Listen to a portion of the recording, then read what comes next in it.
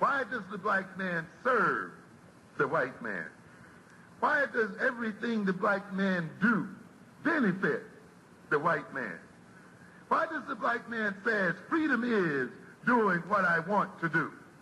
And why is it that everything he wants to do enriches the European? Welcome to the desert of the real.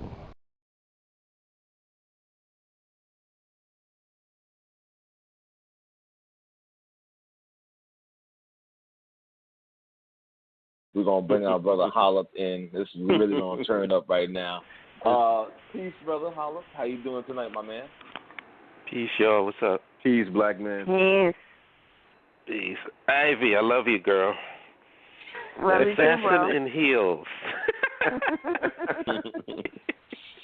I almost spit my juice out when you said that. What she said? I ain't get to catch that one. What was that? I said the assassin in heels. I've taken them on one by one. For sure. Yeah, she definitely that. She crazy. Oh, I know her very well. I'm still scared of her. She made people believe in shit. That's funny. Look, when she called my phone, I see her name pop up, I'll get nervous. I'll be like, huh? What'd I do? Oh, wait until I get closer. Be very afraid. Oh, I know that. And driving. Every weekend you're going to be like, I'm in New York. But you better find your ass back where you at then, because I'm in New York. Yo, it's too funny. But, yo, I have so much to say, man. I'm going to try to keep it within the 5-minute time frame. But let me just start off by saying that I salute and I support the dude, Colin. That goes without saying. Right. I've heard some people say that, like they constantly raising like the biracial angle or saying that he's doing it for attention. And I agree with Ivy. Like, a lot of people haven't even listened to the reasons for why the dude did it. Right. Because I can tell who listened and who didn't by the shit that they say. Like the people that say, oh, he's doing it for attention. He said in the speech that he gave the interview, it's not about him. It's not about me. Yeah. He said that. It's not about me. It's not. So for you to bring up his salary and, he's benefiting from all this stuff in America, you didn't listen to what he said. So that's what you let me know what's up with that. He's not benefiting from America. He bust his ass to become a professional football player. Yeah, we know. Because like I said, they trying to raise everything to take away from what the dude is about and what he's saying. Another thing is the whole biracial thing. Where's all these full-bred Negroes? Right. I noticed when Jesse Williams gave his speech, it was a lot of full-bred Negroes there in that audience at BET. How come y'all didn't say anything? Where's the full-bred Negroes that's not standing for the National Anthem in the NFL? Right. But then when somebody who you say is not a full-bred Negro stands up, then you want to criticize him?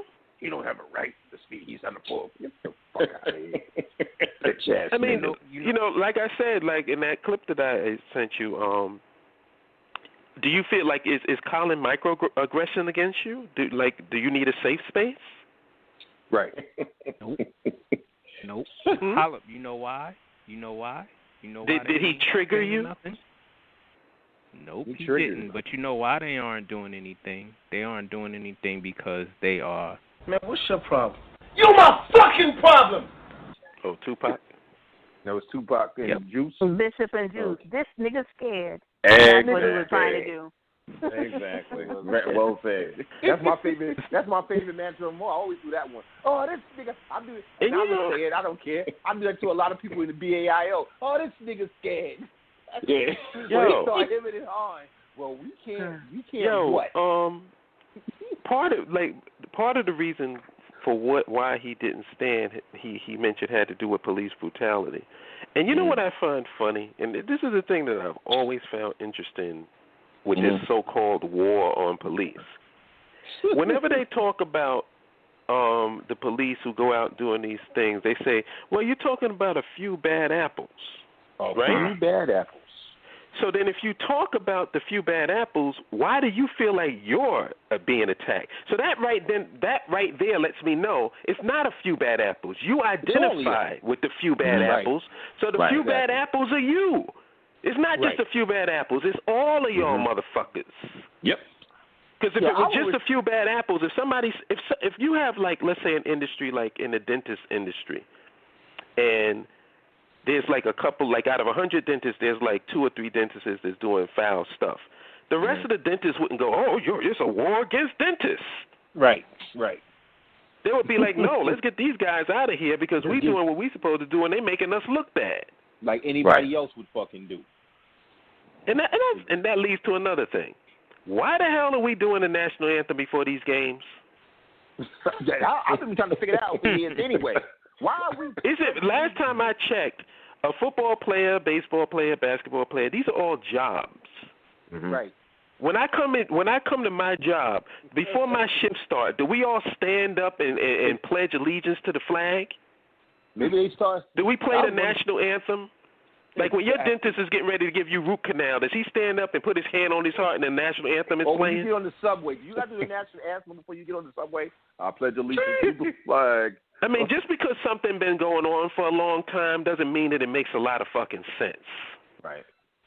And I have never, this is just as, let me be on the record, I've never stood for the national anthem, ever. Yo, you just gave me and my brother, when we would go to football games, we would go, and then the national anthem, and we especially do it. You know those college games where they have the 2 black colleges playing? I forget what that is. The football game. The kickoff. Yeah, we've been there, right? Now, keep in mind, this is majority black people in the stadium. Me and my brother will sit down while the national anthem is playing, but we wouldn't just sit down. We start talking shit. And before we finish, everybody in our section is sitting down. Exactly. Like, stand up for the flag. There ain't no white people in here. What y'all standing up for? You know what? I'm gonna make a petition. You gave me an idea. I'm gonna make a petition on whatever the change, and I'm gonna make a petition on stopping the national anthem at sports events. Like, why the fuck are we singing the national anthem at sports events? And see how many people sign it. Wow. And for all those Negroes on the phone right now whose panties is in a bunch with the stuff that everybody is saying, I hope they are. All I gotta say is this.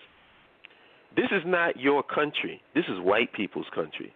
That's the reason why this guy, what's that guy, Lokti or whatever the hell his name is? Yeah, Lokti. Yeah. Lokti, I wish that I was his advisor. I wish I was his agent because all Lokti had to say was, listen, I'm white. What the hell do you think is going to happen to me? I was drunk and fuck you and fuck Rio. I'm American. Yeah. It would have been the greatest thing in the world. He said, you think they're going to give me, a white man who represents America's problems in some mud people country? Exactly. That's what I would have said. And everybody would have respected him, not necessarily liked him, but they would have respected him for keeping it real. Because that's the reality.